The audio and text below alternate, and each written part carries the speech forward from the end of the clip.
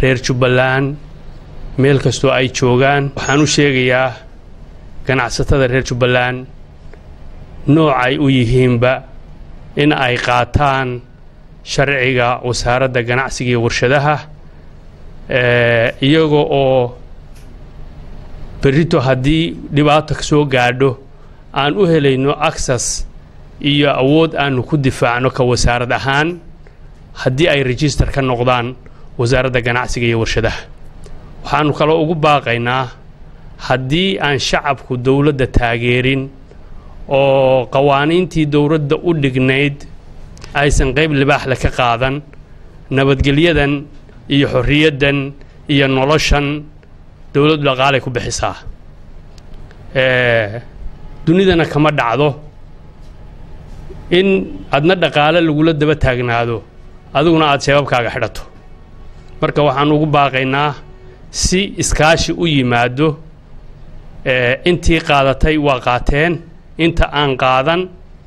waxaanu u sheegaynaa haddii aanu nahay xukuumadda Jubbaland siiba wasaaradda ganacsiga iyo warshadaha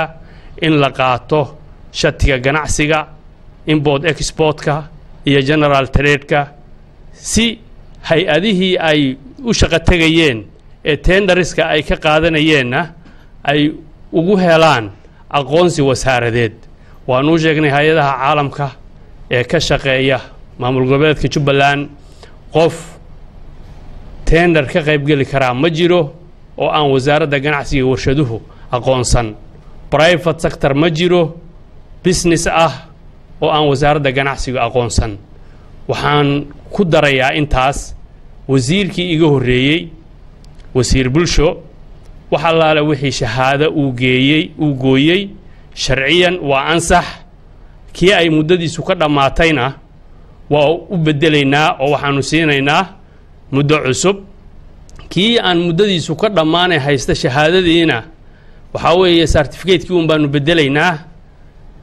wax lacagna laga qaadi maayo waxaanu cadaynaynaa oo u sheegaynaa muddo 30 maalmood qofkii ku goosan waaya inuu yahay dambiile xeer ciqaabeedkiisana marka laga la xisaabtamayo maanta wixii laga bilaabo u dul qaadan mayno qof ganacsade isku sheegaya oo aan wax shatiya naga haysan oo in legal ku jooga in uu ka wax mashaariic ka qaato Jubbaland arinta ugu dul qaadan mayno mana dhici doonto